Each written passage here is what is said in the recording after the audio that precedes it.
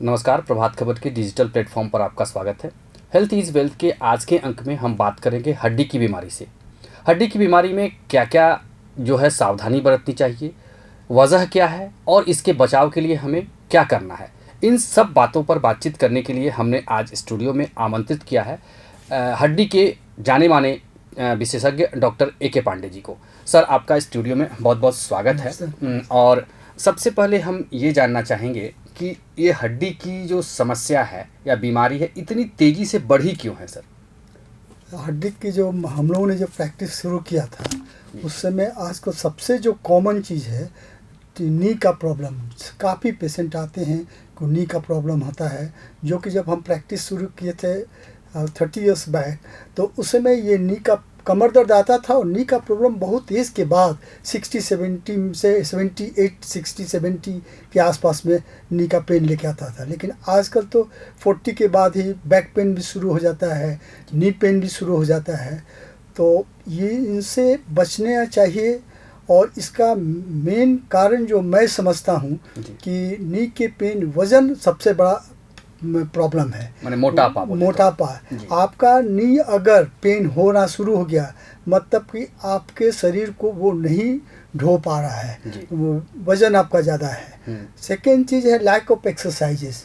देखिए, हम लोग गांव में पले बड़े हैं और गांव में हम देखते थे कि हमारे कंबाइंड फैमिली हुआ करती थी और वहाँ ढेकी भी होता था, आपका कूटने के लिए सब ये ढेकी और ये सब रहता था, जाता रहता है जो आटा लोग पीते थे। तो देखिए, अगर ढेकी रहता है तो लोग जब ये ढेकी मारते थे तो उसमें उसका एक्सरसाइज, एंकल का एक्सरसाइज, नी का एक्सरसाइज, हिप का एक्सरसाइज सब हो जाता था। अगर जाता चला रही है लेडीज़ तो उसका एल्बो का एक्सरसाइज, शोल्डर का एक्सरसाइज सब हो जाता था। अब तो वो सब ऑटोमेटिक हो गया, तो इसलिए काम कम हो गया, रेस्ट ज़्यादा हो गया, इसलिए वज़न भी बढ़ रहा है, इसीलिए पेन का ही सब कारण है। जी, एक तो हड्डी की जो बताया कि हमारा जो है, जो हम अपने जो है काम की वजह से, अपनी जीवन शैली की वजह से बीमार पड़ रहे हैं, मोटापा एक बड़ा कारण है। सर, एक तो ये भी जानना चाहेंगे कि महिलाओं में हड्डी की समस्या बढ़ी है, वजह क्या है और क्यों ऐसा हो रहा है और क्या करना चाहिए? देखिए, महिलाओं में अक्सर थोड़ा सा मोटा मोटी सेम प्रॉब्लम है। देखिए, महिलाओं के क्या है, अब ज़रा सा भी आपका स्तर सुधर गया, अब सुधर भी गया है, पहले से सुधरा भी है, तो आपके घर में वॉशिंग मशीन आ गया। आपके घर में वॉशिंग मशीन आ गया तो अब कपड़ा धोने का आदत खत्म हो गया। आप ऑटोमेटिक आ गया तो कुछ भी नहीं कर रहे हैं, कपड़ा डाल करके कपड़ा निकल जा रहा है। तो ये सब जो काम छूटा तो महिलाओं का ये प्रॉब्लम। प्लस आप इंडोर में ज़्यादा चले गए, मैक्सिमम लोग अब फ्लैट में रहना शुरू करिए, धूप मिल नहीं पा रहा है, विटामिन डी की कमी है। तो विटामिन डी की कमी के वजह से काफ़ी प्रॉब्लम आ रहा है। लो बैक पेन जो हो रहा है, बैक पेन हो रहा है, वो विटामिन डी की और कैल्शियम की कमी से महिलाओं में ज़्यादातर है। फीमेल में, मेल में भी है, लेकिन इन कंपेरिजन टू फीमेल में ज़्यादा है। तो समझते हैं कि बचना है इससे, तो जितना भी वर्क आप अपने से कर सके वो उतना अच्छा रहेगा। पैदल नहीं चले, लिफ्ट को अवॉइड करें, स्टेयर को इस्तेमाल करें। तो एक्सरसाइज जितना करिएगा उतने ही आपको ये सब पेन काफ़ी कम रहेगा। जी, तो महिलाएं पैदल भी चले, लिफ्ट का प्रयोग नहीं करें, वेट कम रखें और जो है बाहर में जाकर के धूप अगर मिल पाए तो उसका सेवन करें। देखिए, धूप के विटामिन डी के मतलब है कि 15 मिनट्स पर डे मॉर्निंग में अगर ले सके तो अच्छा है, मिनिमम क्लोथ पर।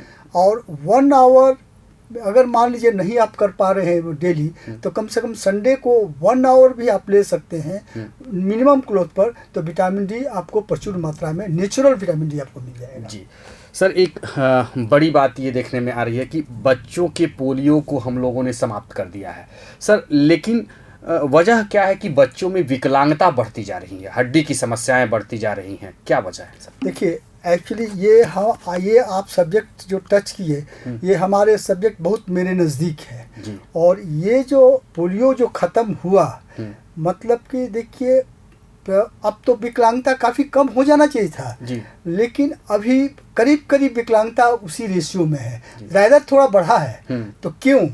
एक्चुअली जो बच्चे कुछ साल पहले, 15-20 साल पहले जो बच्चे डिलीवरी पैदा होते थे वो बच्चों में या तो मदर का डेथ होता था या बच्चों का। अब बोलिएगा क्यों होता था?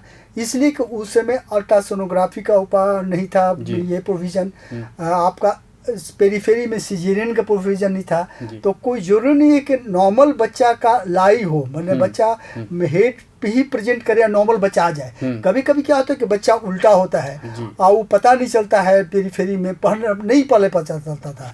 तो वो लोग दाई लोग कोशिश करता था, तो उस समय चिल्ड्रन हॉस्पिटल भी डेवलप नहीं था, आईसीयू भी डेवलप नहीं था, तो वो बच्चों को नहीं बचाया पा रहा था। तो उस समय कोई ना कोई लेकिन आजकल क्या होता है कि पेरीफेरी में हो गया है अल्ट्रासोनोग्राफी, सीएस भी सिजेरियन भी हो रहा है, लेकिन वैसे नहीं हो रहा है। अगर मेम्ब्रेन रप्चर हो गया, मतलब पानी लीक कर गया, तो कुछ घंटों में बच्चों को बाहर आ जाना चाहिए। अच्छा। इसलिए कि उसी लिक्विड से बच्चे का पोषण होता है, खाना मिलता है। आप बच्चे को आप बाहर रहिएगा तो होता क्या कि आप कोशिश किया जा रहा है, मान लीजिए दूर से सिल्ली के बहुत दूर गाँव में डिलीवरी के वहाँ कोशिश कर रही है नर्सेस, वहाँ से नहीं हो रहा था, भाई लेके भागो जल्दी से रांची आया, जल्दी से ऑपरेशन हुआ, बच्चा निकला, बच्चा रोया नहीं, तो वह नहीं बच्चा नहीं रो रहा है, जल्दी से इसको किसी चिल्ड्रन हॉस्पिटल में ले जाओ, चाहे रिम्स में ले जाओ, वहाँ इनके बच्चे को आईसीयू में रख दिया जाता है। बच्चा थोड़ा दिन रह के आ जाता है, लेकिन मदर को पता चलता है कि 9 महीने में 10 महीने का बच्चा नॉर्मल उसका नहीं है। तो इसको हम लोग सेरेब्रल पाल्सी कहते हैं। सेरेब्रल पाल्सी मतलब सेरेब्रल मतलब माथा, पाल्सी मतलब लकवा। तो मतलब कि एक हेड इंजरी जो होता है वही इस बच्चे में हेड इंजरी हुआ, जिसके वजह से बच्चा आपका ये हो जाता है, विकलांगता हो जाता है।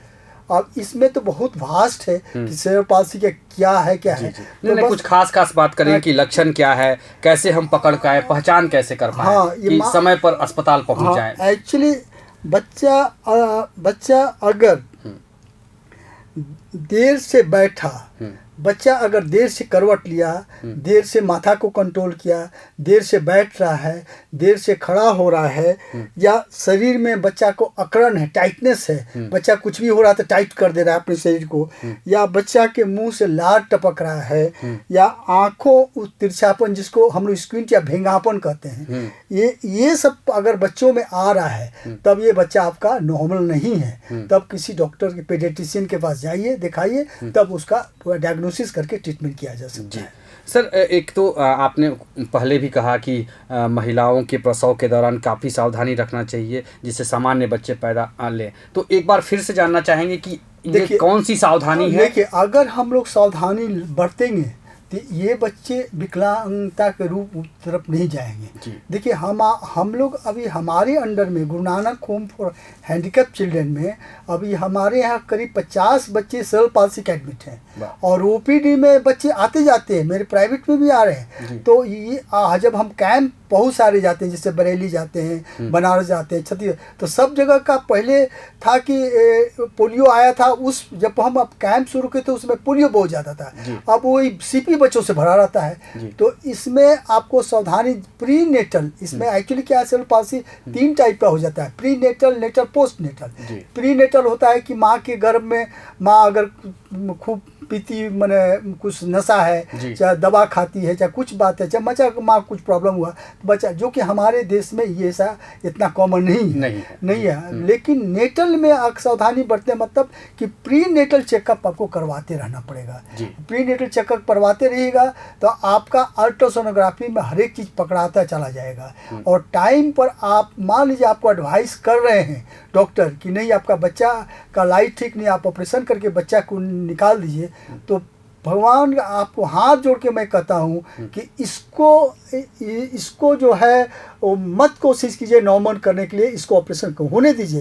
क्या है कि नॉर्मल करने पर डॉक्टर टू डॉक्टर आप घूमना शुरू करेंगे तो वो आपका बच्चा फिर वही हो कि मेम्ब्रेन रप्चर हो गया, लीक कर गया, आप बच्चे को लेकर के उस डॉक्टर के पास, उस डॉक्टर, क्योंकि आप चाहते हैं कि नॉर्मल कराना, तब तक बच्चा का आपका हानि काफ़ी हो चुका होगा।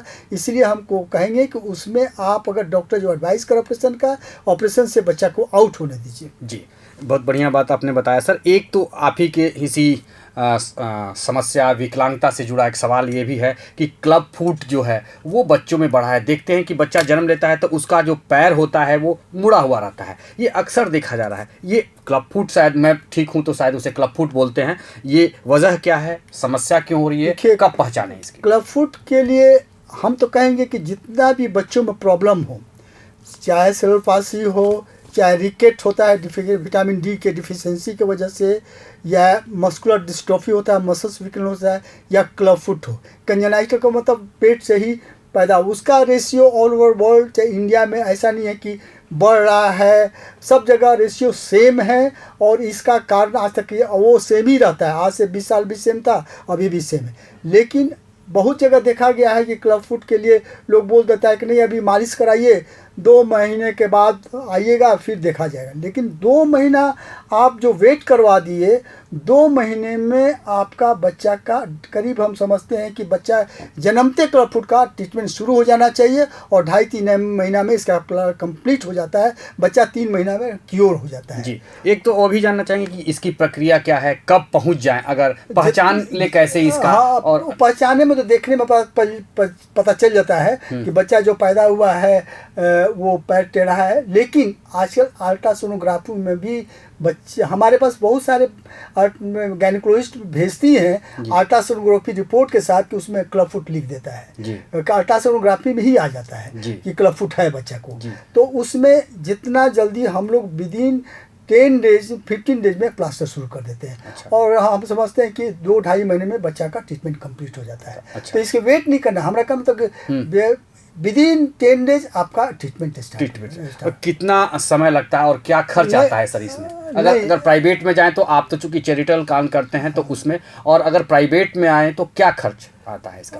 प्राइवेट में मतलब कि खर्च वेरी टू होता है, डॉक्टर टू कितना डॉक्टर करते हैं। लेकिन रांची में एक संस्था है Guru Nanak home for handicap children, वहाँ आप आइएगा तो 100% फ्री, और मदर को खाना भी और बच्चे को दूध सब मिलता है, और वहाँ हम ही करते हैं, वहाँ 1 पैसा खर्चा नहीं है। जी, सब अच्छी बात आपने बताई सर। तो एक तो और ये जानना चाहेंगे कि इतनी समस्याएं हैं, इतना निदान हुआ, तो एक सामान्य व्यक्ति जो हो वो अपना मतलब कैसे स्वस्थ रहे, हड्डियाँ उसकी कैसे मजबूत हों, उसके लिए हमारा लाइफस्टाइल और खान पान क्या हो वो थोड़ा सा बता देखिए उसमें जो है मदर मैंने बड़े लोग के लिए टाइम पर नाश्ता, टाइम पर खाना, और दोपहर का, रात में खाना। लेकिन अगर आपका वेट ज़्यादा है तब एक चीज़ आपको स्किप कर देना चाहिए। बहुत ज़्यादा वेट है तब 2 स्किप कर दिए, मतलब ब्रेकफास्ट एंड लंच दोनों स्किप। तब कहेंगे कैसे रहेंगे? देखिए इसमें इस खाने में आप कम करते हैं तो आपको वीकनेस नहीं होगा इसका। उसके बदले में कुछ आप दाल ले सकते हैं, कुछ भी ले सकते हैं। अगर आपका शरीर नॉर्मल वेट है तब तो आप टाइम पर खाना खाइए, बच्चों को दूध ज़रूर दीजिए, 1.5-2 मतलब कि अगर जैसा बच्चा का एज है उसके मुताबिक मिल्क बच्चों को बहुत ज़रूरी है। बच्चों को ज़रूर खेलने के लिए बाहर भेजिए जिससे कि उसको धूप वूप मिले तो विटामिन डी भी उसको मिल जाए, ये सब ध्यान देना है। जी, और एक तो महिलाएं की बात की तो गर्भवती महिलाएं क्या सावधानी रहे, क्या उनके लिए सावधानी होना चाहिए खान पान पर, क्या करके लाइफस्टाइल पे ध्यान? अपने गायनोकोलॉजिस्ट से मिल करके आयरन, कैल्शियम, विटामिन जो है वो रेगुलर लेते रहें। और ख़ास करके हम बोलेंगे कि जो वेल टू डू फैमिली है उनमें प्रॉब्लम नहीं है, लेकिन हमारे जो रूरल एरिया में है उनका खान पाने का थोड़ा सा नहीं ठीक है। नहीं ठीक है कि देखिए उसमें ये नहीं है कि उनकी अब प्रॉब्लम है, वो आदत ही है, दाल नहीं लेंगे। हमारे यहाँ सिस्टर भी काम करती है जो बहुत पेरीफेरी से आई है सिस्टर, तो हम पूछते क्या खा, एक है अभी सिस्टर उसको गर्भवती है, तो हम लोग हीमोग्लोबिन कराए तो 9 था। भाई क्यों, क्या क्या खाती हो? तो भात भुजिया भात सब्जी खा लेते हैं। तो हम लोग डांटे कि नहीं, दाल ज़रूरी है, दाल लेना है, चावल के साथ दाल लो। और बहुत चीज़ है, केला ले सकते हैं, बीट ले सकते हैं, आयरन की कमी है तो दाल में भी बहुत प्रचुर मात्रा में रहता है, गाजर होता है, खीरा होता है। ये सब चीज़ जो है मतलब सब लोग ही इसको ले सकता है, इतने कोई महंगी चीज़ नहीं है। जो अफोर्ड कर सकते हैं उनको फ्रूट्स काफ़ी लेना चाहिए। जी, तो आपने देखा कि डॉक्टर साहब ने कितनी महत्वपूर्ण जानकारी दी कि पोलियो तो हमारे देश से लगभग ख़त्म ही हो गया है, ये WHO और सारे भारत सरकार ने भी घोषणा कर दी है। लेकिन हमें अभी सावधान इसलिए रहना है कि बच्चे विकलांग हो रहे हैं, और ये विकलांगता इसलिए हो रही है कि हम सजग नहीं हैं, हमारा खान पान ठीक नहीं है, और हम समय पर उसकी पहचान कर अस्पताल नहीं पहुंचा पाते हैं। तो अगले अंक में हम लोग फिर किसी एक नए डॉक्टर के साथ होंगे, तब तक के लिए धन्यवाद। प्रभातखबर.com, विश्वास वही, रफ्तार नहीं।